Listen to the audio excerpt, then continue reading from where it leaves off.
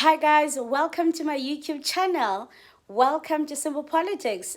This is gonna be quite a short episode, but I think I did wanted to come in and check in. And also because I felt like my previous episode was very short. I don't think I touched on the important things.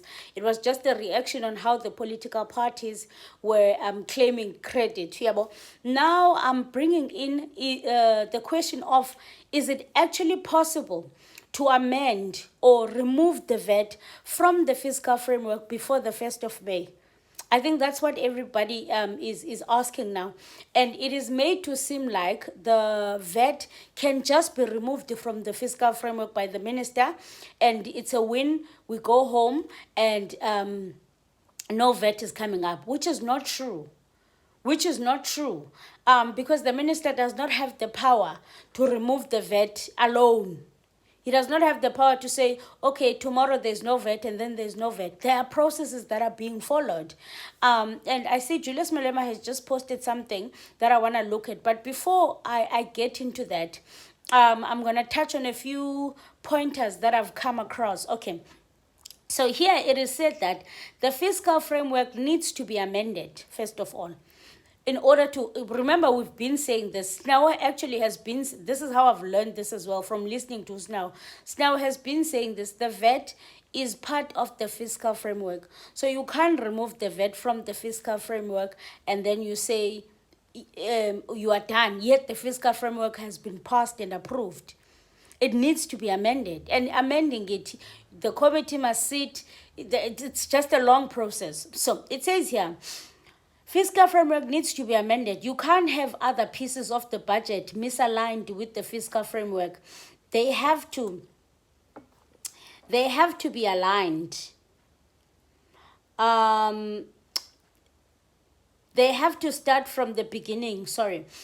We need a new fiscal framework so that they can't increase VAT in the future based on the existing fiscal framework. So what is said here is that, which I didn't actually know this, that if a new fiscal framework or a new bill is introduced without amending the first fiscal framework that was passed, in future they can use the existing fiscal framework, meaning that they can just increase the VAT in future and using the existing fiscal framework, because that one will stay on the system pending. I didn't know that was possible. So the fiscal framework that is existing, that was passed, it needs to be amended. I think now I understand why Usnaw was so frustrated, and he kept on explaining this. So, guys, let us try to get everything that we don't want fixed and sorted before that fiscal framework is passed, because once it's passed, it's going to be very difficult for us to take it back, and it's going to be difficult for the minister. And I think nobody understood exactly what he was trying to explain and what he was saying, and now I understand. And I think it's going to be very clear as well, as we are heading to the 1st of May, to see what's going to happen. Is the minister going to be able to pull a magic one and no VAT is implemented on the 1st of May, or it will only be amended after? I think it's going to be very important to watch and see how that unfolds. And then here it also says that the finance minister does not have unilateral authority to reverse a VAT increase once it has been announced and forms part of the fiscal framework passed by Parliament, according to Section 7.4 of the Value Added Tax. So it says that the minister does not have the authority. He does not have unilateral authority. He doesn't have authority as one person to say, I'm taking out the VAT and that's it. It doesn't work like that. He has to consult. He has to go back to that committee. He has to have these sit-downs. And it's made to seem like now that the minister has spoken, that's what's going to happen. But actually, that is not true.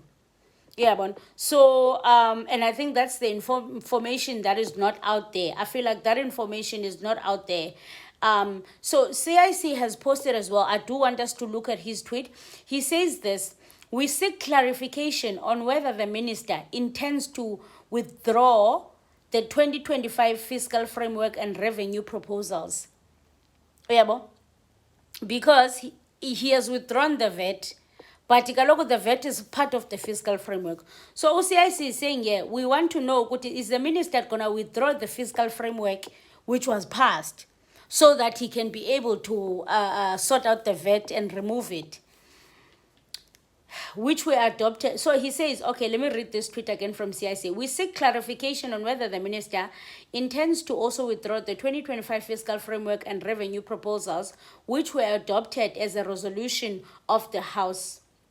If so, we request that you advise the National Assembly on the appropriate constitutional and procedural mechanism that will be used to reverse a resolution of Parliament. That's what Julius Malema is saying. He's saying, okay, fine, if you are going to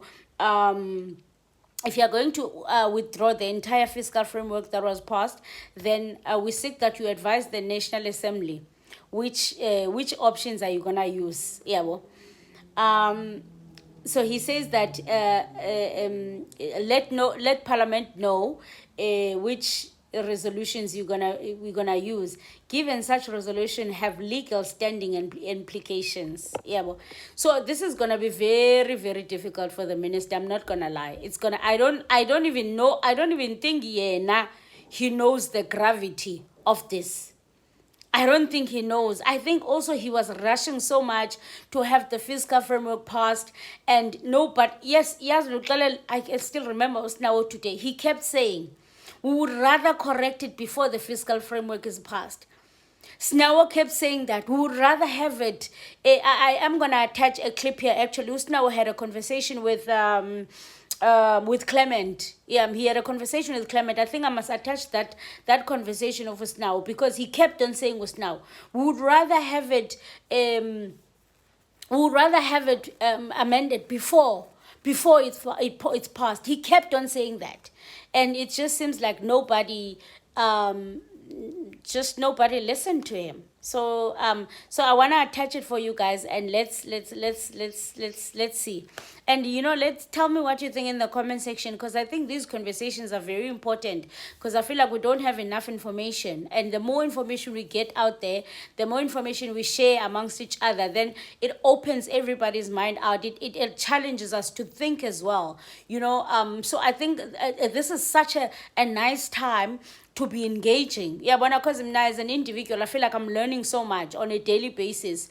So it's challenging us, it's giving us new information every day, So yeah, let me play this clip for us now. Sinao Tambo, who is a member of Parliament with the Economic Freedom Fighters. Sinao, thanks for making time for us. Good morning.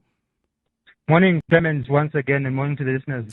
So you have seen what the finance minister has announced last night. Let me first get the reaction from the EFF, and also what do you think this means going forward? Because, does the finance minister reverse VAT just by decree, or are there other processes that should unfold in Parliament? Look, I think the first thing we need to do is to clear the muddying of waters, because a lot of what is happening now is claiming of victories by a lot of political parties. Yeah. So the first thing we must clarify is that the minister, as you're saying, cannot decree a reversal of the VAT hike unilaterally. And if we read his media advisory carefully, he says that he's going to introduce a proposed amendment bill to propose that the VAT hike remains at 15%. Now, that reveals to you that any statement by anyone that says that the VAT hikes have been reversed immediately is incorrect. The second point that I think we should also clear the muddied waters of people who are claiming victories is that the media advisory by the minister doesn't speak to utilizing any alternative revenue generation mechanisms proposed by any political party holder. He says he's going to recover the shortfall by adjusting expenses. So this means that there are political parties that can say that during this 30-day period, they've provided an alternative revenue generation mechanism that has resulted in the VAT being scrapped. What is going to happen is that there's going to be consequences to health, there's going to be consequences to education, and possibly social grants, because the minister is going to try to offset the revenue shortfall of 75 billion by cutting expenditure. Yeah. So let's clear the muddied waters. That's now. I need you to repeat that. I need you to pause there a bit, because there is a confusion that's been created out there, because that's how I understood it as well. When I read the finance minister's statement, he doesn't say that, I'm now convinced by whatever proposals that BOSA or Action SA has submitted. there are going to be consequences here, because all he's saying is, okay, I'm not going to increase VAT. And even in that statement, he acknowledges that there are going to be consequences. So it's not because he's now suddenly convinced by Action SA's proposals or other parties' proposals. It's because he saw that he's probably going to lose this case in court, and better withdraw this right now rather than wait for the ruling on the 28th, because that was going to create a much bigger headache. Absolutely, and that is the point I wanted to get to, is that we should recognize the importance of the court process here, because the duplicity, but also the deception of the Minister of Finance is revealed in the fact that he said in his court papers that he doesn't foresee this being reversed, that on May the 1st. So this reversal comes from what happened in court 2 days ago, and that is reflective on the fact that the consequences of the scrapping of the VAT hike are going to fall on the poorest of the poor, which might as well remain the fact that can be equated to the VAT hike in itself. So those are the 2 points. But I think, Clement, the other point we need to make is that the minister states in his media advisory that he's going to withdraw the Division of Revenue Bill and Appropriations Bill and rework it and resubmit it to Parliament in the next coming weeks. The Division of Revenue Bill and the Appropriations Bill are products of the fiscal framework. So when he reintroduces them in a couple of weeks, what informs the Division of Revenue Bill? What informs the Appropriations Bill? It's the and what is the fiscal policy that guides them? Because the fiscal framework, which is currently disputed in court, by the way, has been adopted by the National Assembly. So he's gonna rework this Division of Revenue Bill and Appropriations Bill, guided by what? Because we have to go back to the initial process. That is why we as the EFF are saying that he has consequently withdrawn the budget in its entirety. And we don't see how he, in good conscience, wants to remain a Minister of Finance, because he has missed the timelines established by the PFMA Act, which say that before the beginning of the financial year, by the 31st of March this year, for example, he should have presented a budget. He has essentially not done so. And the confusion needs to be clarified for our people, because, for example, now, Parliament is going to go on a recess as of tomorrow. His proposed amendment bill, when is it going to be deliberated upon by Parliament? So we're not trying to blow anyone's bubble, but let's be honest and reflect on the process objectively before we try to claim victories, all of us as political parties. Yeah. All right. Sina Otambo, EFF Member of Parliament. Well, that's it, guys. You heard. Let me know what you guys think, because I think this is like very interesting. Yes, it's very, very interesting. Let me know what you think, and let me know if you think the VAT will be stopped and it will not kick in by the 1st of May, because this is complicated. It's not easy. It's not 1, 2, 3 and we are done. It's very complicated. And please subscribe to this channel, because it is free of charge. And yeah, let's see how it goes. There's actually a clip of Dr. Kumani, the researcher also of the EFF. There's a clip that I was listening earlier, but if I find it fit, I'll play it just before this video ends. Let me see if I'll find it. As things stand now, on the 24th of April, I can tell you now that South Africa does not have a budget. The Minister of Finance is supposed to table a budget before the 31st of March, which is in the PFMA Section 27. So this is the third budget that the minister is going to bring to Parliament. The first one in Feb failed. The second budget in March was considered, tabled, and it went to the committees. When he wrote that statement in the middle of the night, when we were all sleeping, to say that he's going to write to the Speaker to withdraw the Appropriation Bill and the Division of Revenue Bill, effectively, the minister was conceding that he has not presented a budget before the National Assembly, which then brings different questions to the matters of legality, which we have taken to the Western Cape High Court. And those cases, both the EFF and the DA cases, have multiple parts in them. And from the indication of the DA this afternoon, they say they are not leaving the court case. As the EFF, we have also indicated that there are issues which need legal clarification, which we are not going to leave. But as things stand now, there is clear indication that there is no budget that is before Parliament. When we had the National Assembly Programming Committee this morning, chaired by Chair of Chairs, Honorable Frolic, he did make a concession by reading the statement from the Speaker, because he was not present as the chair of that committee, to say that the minister is indeed returned to the National Assembly through the Speaker and is going to withdraw the Appropriation and the Division of Revenue Bill. The minister was just short of saying, I'm admitting that as far as things are concerned, I have not tabled the budget. So what must be clear, Vuyo, is that as things stand, the minister is not only scrapping the VAT, that ill-conceived 0.5 percentage point increase. The minister, by withdrawing the appropriation bill and withdrawing the division of revenue bill, which have not been adopted by both committees that must adopt them, it means that South Africa does not have a budget. And you don't have a budget even after the stipulated timeline in the PFMA. So it means we're in seriously uncharted waters here, where the minister is failing to table the budget the first, second, and now the third time. Subscribe to this channel, and please make sure that you support if you can, and if you can't, please make sure that you share this channel with other people, because here we are learning together. I'm learning as well. You know, I learn as I go.